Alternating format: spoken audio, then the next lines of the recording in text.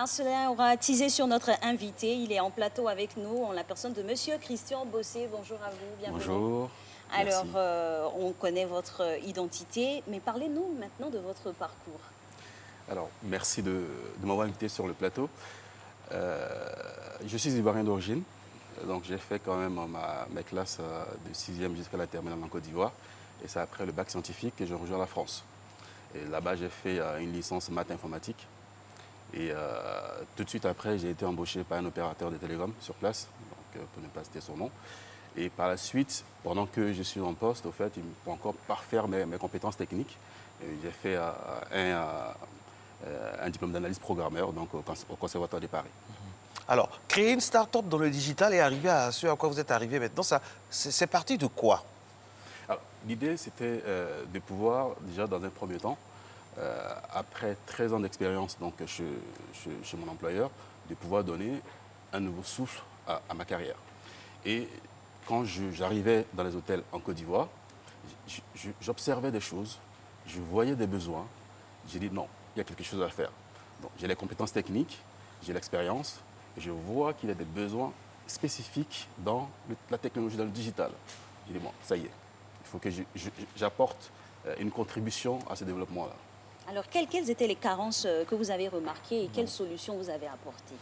C'est très simple. Par exemple, vous arrivez dans un hôtel, aujourd'hui, là par exemple, une personne qui vous accueille, bon, elle va vous accueillir même au comptoir. Hein, au comptoir, on prend 6 heures de vol. On arrive dans un hôtel, il faut faire la queue d'abord pour pouvoir faire le check-in. Ah oui, c'est prise de tête. Voilà, prise de tête. Ah oui, on est fatigué, on vient d'arriver. Exactement. Avec une solution digitale, le client arrive tout de suite, de façon autonome, lui seul. Il peut faire son check-in. Il peut avoir son téléphone portable qui peut servir de clé pour accéder à sa chambre. Et même dans sa chambre, ça continuera. Il pourra même dans sa chambre, en fait, avec les outils digitaux qui seront installés, passer une commande, géolocaliser un système, localiser les boîtes tout autour, ou même des outils touristiques ou des sites touristiques qui sont aux alentours de son hôtel. Alors, on a près de 2500 réceptifs hôteliers dans notre pays, la Côte d'Ivoire. Quand vous faites l'inventaire, Alix a parlé des carences tout à l'heure. Quand vous faites l'inventaire, est-ce que nos réceptifs hôteliers sont prêts à ça? Parce que c'est le tourisme ivoirien qui Tout à fait. ça dépend. C'est très, très important, là. C'est important parce que la plupart, enfin, c'est 2000, effectivement, plus de 2400, mais c'est 80% qui sont des hôtels indépendants. Et ceux-là, ils n'ont pas encore embarqué ce processus de digitalisation. Et c'est pour ça que ce travail est important, parce que la plupart de ceux qui restent en marge de la technologie, ou même de l'évolution de la technologie, bah, ils s'en mordent les doigts. Je prends le cas de BlackBerry, qui n'a pas embarqué tout de suite les écrans tactiles, et aujourd'hui, qui est quasi désistant. Donc, c'est très important, en fait, que ça soit embarqué, mais pour l'instant, c'est encore un gros travail à faire, parce que ce n'est pas du tout embarqué pour l'instant. Les 20% qui sont les chaînes, qui représentent la minorité de l'ensemble des hôtels en Côte d'Ivoire, ont commencé à embarquer dans ce processus. Et ça se ressent dans la satisfaction client, ça se ressent.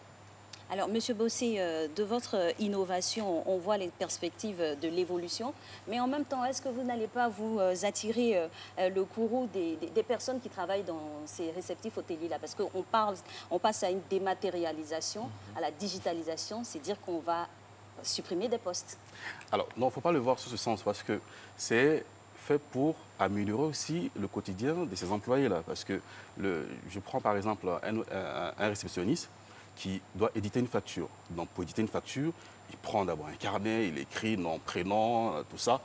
Alors qu'avec un système de gestion, tout est déjà dans le système. Il faut juste cliquer, on édite la facture. C'est un gain de temps pour lui et il devient plus productif et plus performant. Donc, c'est que des avantages pour eux. Alors, au niveau de la digitalisation qui peut aider au tourisme, moi je suis quand même choqué, Alix et M. Bossé, de constater que la Côte d'Ivoire n'a pas de résonance trop extérieure.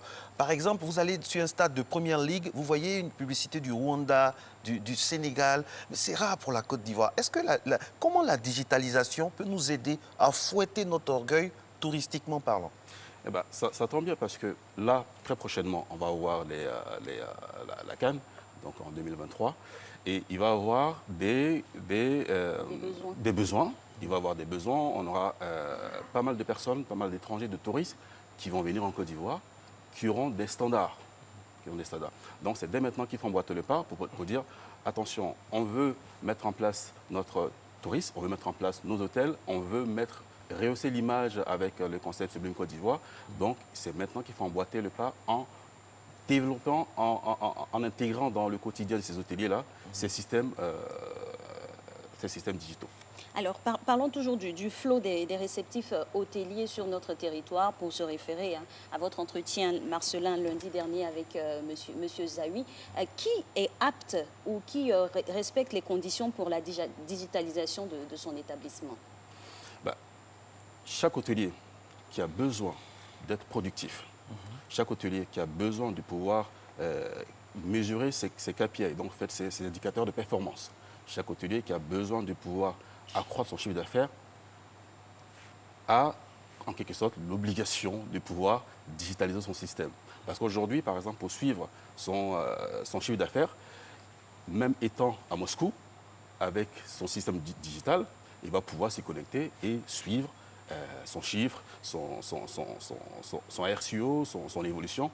Voilà, donc c'est quasiment capital, c'est vital même d'ailleurs. Alors, M. Bossé, les Ivoiriens sont de grands consommateurs d'hôtels. Quand je dis grands consommateurs d'hôtels, pour se reposer, pour vraiment passer le temps avec les enfants, je rassure toutes les personnes qui commencent à penser à autre chose, parce que des fois on peut aller passer du temps avec les enfants. Non, mais il faut consommer, oui, il faut consommer. Cela participe de l'économie.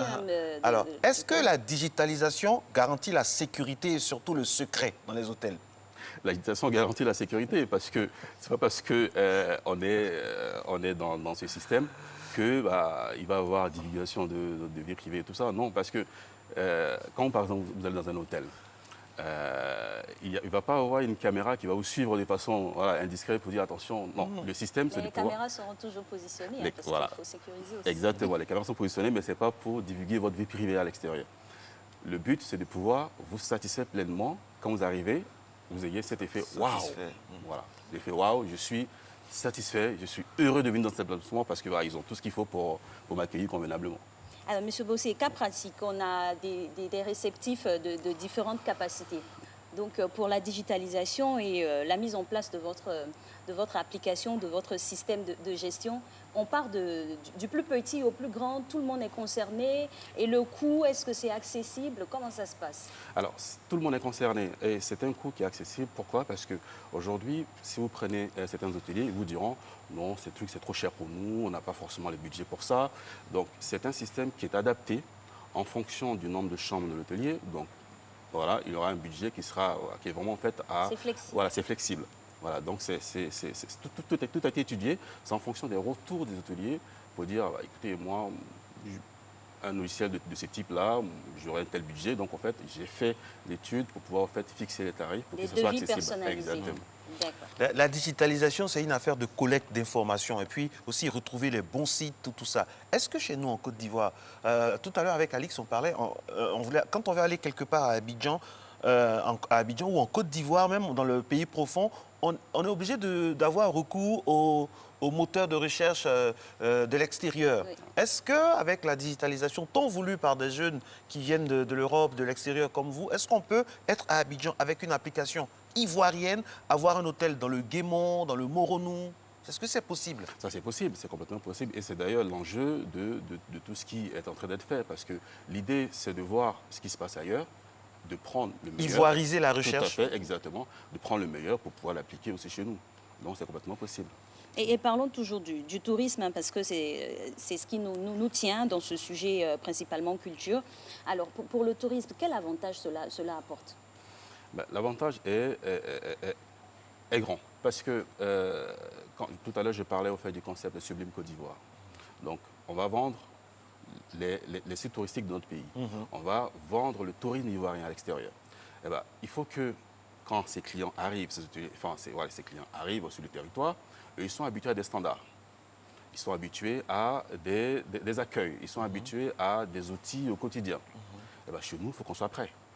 Donc, ça va rehausser l'image de marque de notre tourisme.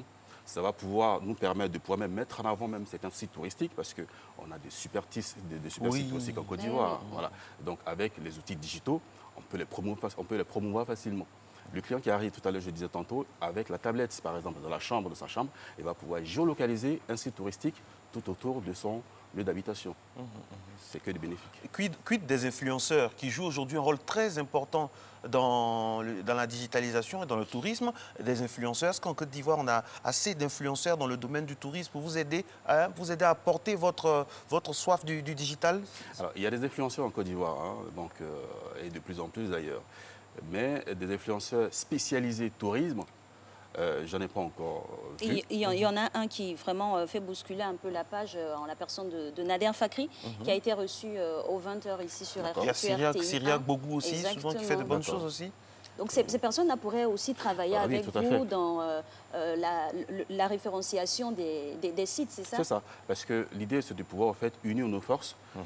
Récemment, j'ai parlé avec une personne aussi qui faisait des formations des hôteliers. Donc lui, c'était son domaine, donc pouvoir former ces hôteliers pour être encore plus performants. Donc c'est l'ensemble de ces forces en fait, qui peuvent être mises ensemble pour pouvoir en fait, aider ce secteur-là à se développer. Alors, Monsieur Bossé, vous êtes le créateur d'un logiciel. Ce n'est pas de la publicité, c'est de l'information parce qu'il faut faire la promotion, on l'a promis, faire la promotion de la Côte d'Ivoire qui gagne. Vous avez créé un logiciel qui permet quand même d'avoir une certaine fluidité digitale hein, au niveau de l'hôtellerie, des bars, des restaurants. Alors, qu'est-ce que ça va apporter de nouveau à la Côte d'Ivoire en particulier et au monde en général? Alors, ça va simplement permettre à ces hôteliers d'être plus performants. Comment?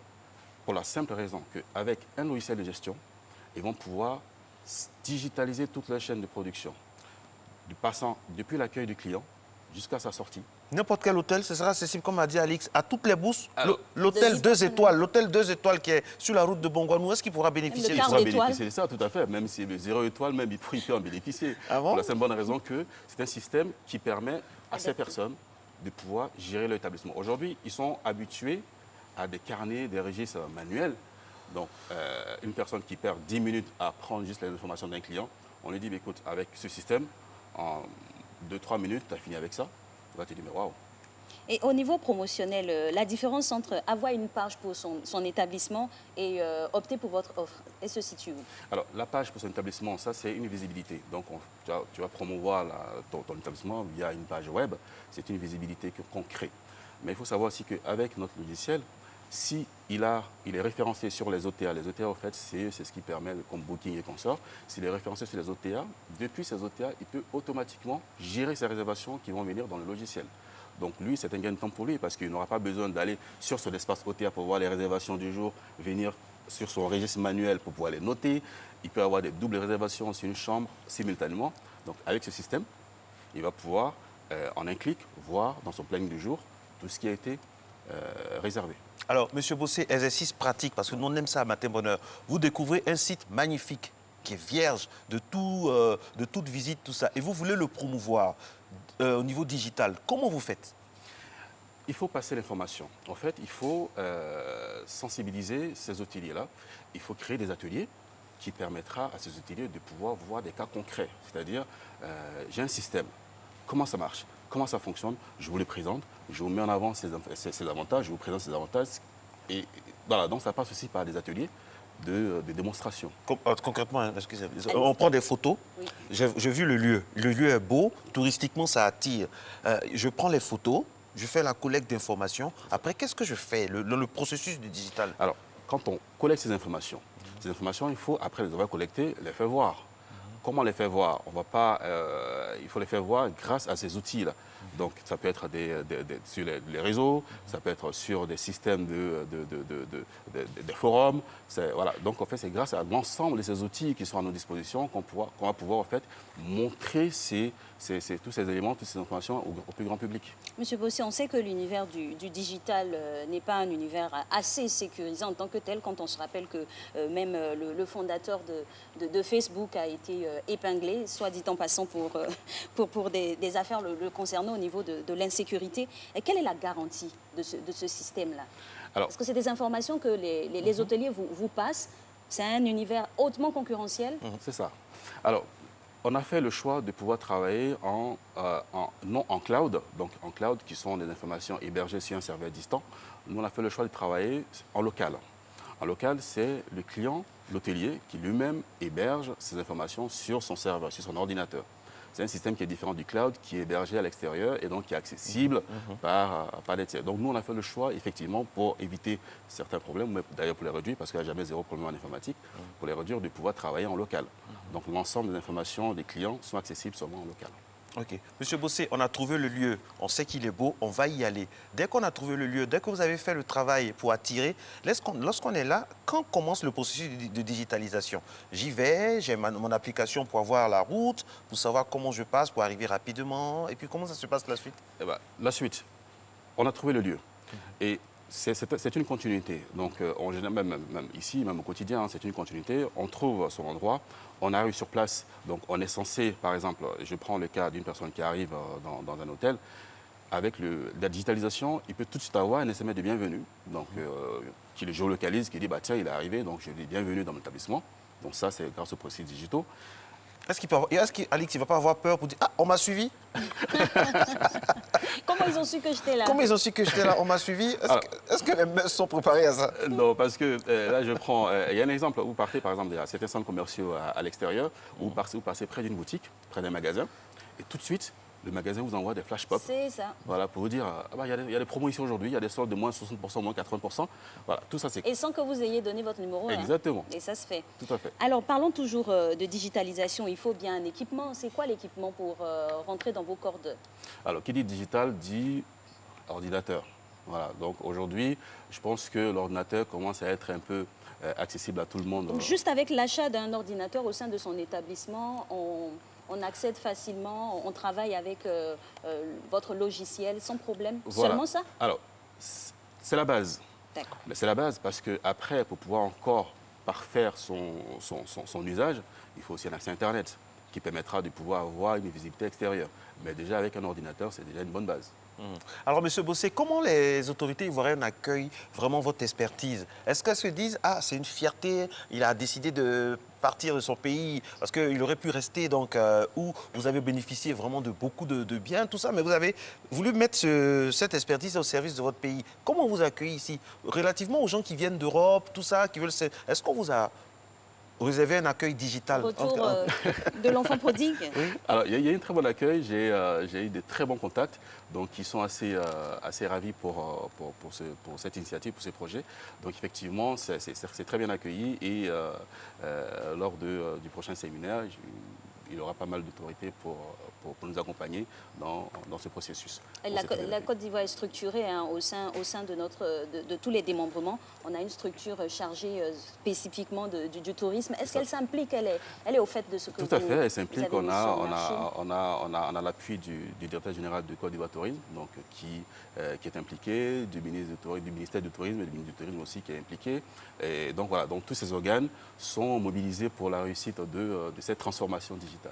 Merci beaucoup. Vous avez dit hein, réussite et transformation digitale parce qu'on ne consomme plus les hôtels en 2019 comme par le passé. Et ça fait plaisir d'avoir un Ivoirien qui est vraiment à la tête. Vous allez entendre parler de lui. Il s'appelle Monsieur Bossé. N'oubliez pas hein, que ça va marcher, que c'est pas matin, bonheur, vous êtes passé. Merci. Soit dit en passant. Et puis, faut aller dans